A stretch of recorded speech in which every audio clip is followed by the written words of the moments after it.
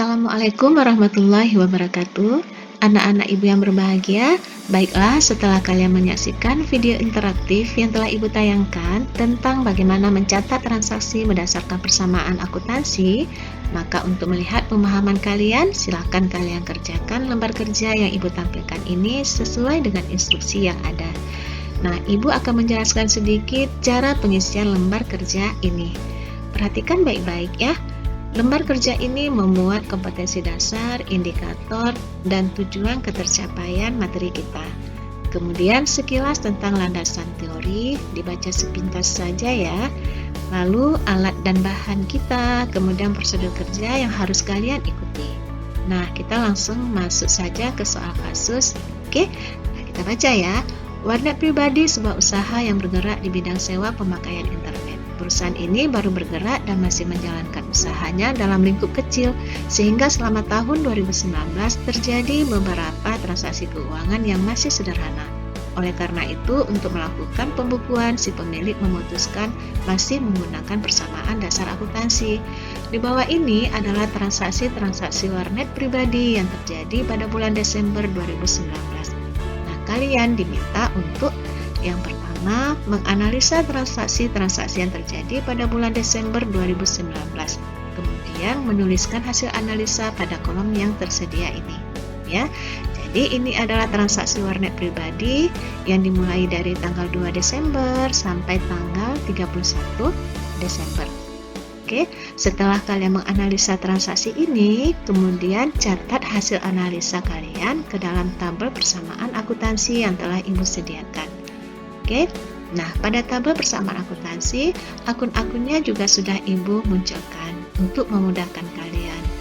Namun sebenarnya pada kenyataannya akun-akun ini akan muncul setelah kalian menganalisa transaksi, ya. Jadi kita belum ketahui terlebih dahulu akun-akun ini. Tapi ini untuk memudahkan kalian, maka ibu sudah memunculkan akun-akunnya terlebih dahulu. Karena kita ini dalam posisi belajar ya. Oke, kita mulai lihat contohnya. Kita mulai dari tanggal 2 ya. Topan memulai sebuah usaha warung internet dengan nama warnet pribadi dengan menyetorkan sejumlah uang pribadinya sebesar 600 juta rupiah ke dalam rekening perusahaan. Nah, kita analisa transaksi ini, kemudian kita tuliskan pada kolom yang telah tersedia ya. Kalau kita lihat persamaan dasar akuntansi, maka rumusnya adalah harta sama dengan hutang ditambah modal. Nah, seperti ini. Harta itu ada di sisi kiri atau aset, kemudian hutang dan modal itu ada di sisi kanan. Ya. Kewajiban ditambah ekuitas. Nah, sebenarnya di sini ada tanda sama dengan, tapi ibu tidak meletakkan tanda sama dengan itu. Mudah-mudahan kalian paham ya. Nah, kemudian kita coba analisa ya. Si Topan menyetorkan sejumlah uangnya ke dalam rekening perusahaannya. Ya, karena yang disetorkan Topan adalah uang, maka uang ini harus kita catat. Ya, akun yang digunakan untuk mencatat uang, ingat video interaktif yang ibu tayangkan dan penggolongan akun yang ibu tampilkan pada video interaktif. Uang dicatat ke dalam akun yang disebut kas. Jadi muncul akun yang pertama adalah kas. Kas ini karena disetorkan, maka kasnya di dalam perusahaan bertambah. Ya.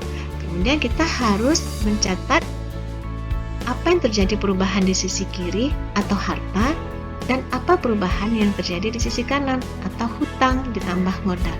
Nah, karena di sini disebutkan harta, maka kita munculkan akun hartanya dulu ya. Akun besarnya yaitu harta. Ingat, harta itu terdiri atas apa-apa saja, ada kas, piutang, perlengkapan, dan sebagainya. Lihat penggolongan akun kembali. Nah, karena yang muncul tadi adalah akun kas, maka analisanya adalah, kita catat analisanya, harta, ya, harta, masuk kemari ya, harta,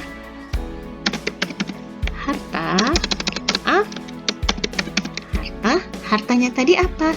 Hartanya tadi itu adalah kas, ya. Jadi harta berupa kas, ya. Bagaimana kasnya di dalam usaha karena dia setorkan tadi bertambah?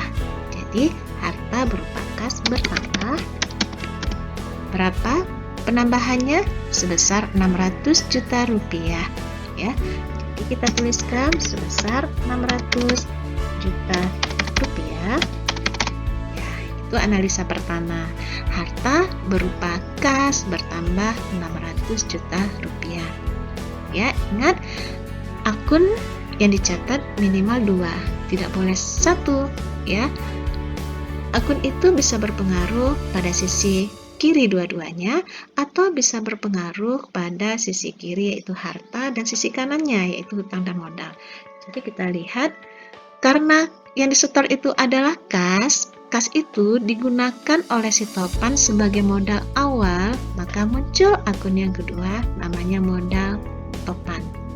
Ya, ingat modal itu ada di sisi mana? Modal itu ada di sisi kanan ini, ekuitas. Ya, jadi kita harus meletakkannya di sisi kanan. Apa nama akunnya?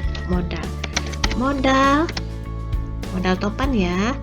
Bagaimana modalnya? Karena kas masuk, kas bertambah, berarti modal Topan juga bertambah.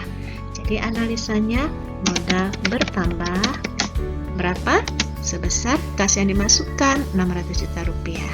Jadi modal juga bertambah sebesar 600 juta rupiah. Ya. Oke, paham ya? Jadi sudah ada perubahan yang di sisi kiri, harta, dan perubahan yang terjadi di sisi kanan yaitu modal. Ya. Nah, sekarang hasil analisa ini kalian catat ke dalam tabel persamaan akuntansi yang telah kita sediakan. Yang dicatat adalah akun beserta nilainya. Nah, sekarang kita lihat perubahan di sisi kiri tadi, muncul akun kas. Jadi yang kamu catat itu adalah akun kas ini. Ya, akun kas ini yang kamu catat. Oke, nah berapa kasnya bertambah? 600 juta. Nah, sekarang kita catat ke kolom kas. Ya, sebelumnya nama akun ini tidak ada kas ini. Tapi ibu memudahkan kalian, jadi ibu langsung memunculkan nama akunnya kas. Jadi kalian gampang untuk memasukkan nilai-nilainya. Ya, tapi sebelumnya pada kenyataannya nama akunnya itu belum ada. Jadi yang pertama tadi adalah munculnya akun kas. Ya, jadi kalian harusnya menuliskan di sini akun kas seperti itu. Ya, kita lihat nilainya tadi berapa? Kas 600 juta rupiah. Oke, 600 juta rupiah. Nah, 600 juta rupiah ini kita coba masukkan ya. Oke, 600 juta rupiah. Jadi kita coba masukkan nilai kas 600 juta rupiah. Tapi ingat, sebelumnya jangan lupa tanggal transaksinya harus dicatat terlebih dahulu, yaitu tanggal 2 Desember. Ya, jadi kita masukkan 2 Desember, bulan terlebih dahulu ya, Desember 2. Oke, nilai kasnya 600 juta rupiah. Nah, kita perhatikan pada video interaktif yang ibu tayangkan, ada pemisahan akun dengan tanda plus di antara setiap akun ini ya, tapi ibu tidak letakkan lagi tanda plusnya ya. Jadi kalian sudah paham bahwa di sini menjelaskan bahwa harta itu terdiri dari kas, piutang, perlengkapan, peralatan, dan akumulasi. Tapi ini semua harus ditambah ya, kas tambah piutang tambah perlengkapan tambah peralatan tambah akumulasi ya. Demikian juga yang ada di sisi kanan ya, hutang ditambah modal, tapi ibu tidak meletakkan lagi tanda plusnya. Kemudian kita lihat akun yang kedua. Akun yang kedua adalah akun modal yang harus kalian catat. Ya, ini modal ini ada di sisi kanan, di sisi ekuitas atau modal. Jadi langsung masuk kemari ya. Langsung masuk kemari, nilainya 600 juta. Oke. Ya, sudah selesai. Jadi dua akun sudah kita catat beserta nilainya masing-masing. Ya. Nah, kita nanti harus diperhatikan bahwa nilai yang ada di sisi kiri ini harus sama dengan nilai yang ada di sisi kanan. Jadi pada dasarnya di sini ada tanda sama dengan di antara ini. Ya. Jadi jika dijumlahkan nilai pada setiap akun ini harus sama nilainya dengan nilai yang ada pada sisi kanan ini. Nah, kita lihat tanggal 2 nilainya 600 juta, ya, sedangkan untuk akun lainnya masih kosong. Kemudian modalnya 600 juta rupiah. Jadi nilai di sisi kiri 600 juta rupiah sama dengan nilai yang ada di sisi kanan 600 juta rupiah. Oke, nah setelah selesai akun untuk transaksi pertama, kita lihat selanjutnya transaksi kedua, yaitu transaksi tanggal 3. Nah ini tanggal 3. Nah nanti kalian silakan masukkan tanggal 3 pada pencatatan selanjutnya. Tanggal 3, silakan nanti dianalisa apa akun yang muncul dan berapa nilai akun tersebut, ya. Kemudian catat di bawah ini. Kemudian setelah 2 transaksi masuk, seperti tayangan pada video interaktif, hitung saldo atau sisa dari setiap akun yang sudah muncul, ya, nilai dari setiap akun yang sudah muncul, berapa saldo atau sisanya. Kemudian setelah itu nanti masukkan kembali untuk transaksi tanggal 4, ya, di bawah saldo yang telah dihitung. Oke, ya. Demikian, silakan nanti anak-anak ibu kerjakan. Nah, untuk kolom keterangan ini diisi keterangan untuk perubahan yang terjadi pada modal, misalnya pendapatan dan biaya-biaya yang muncul, ya.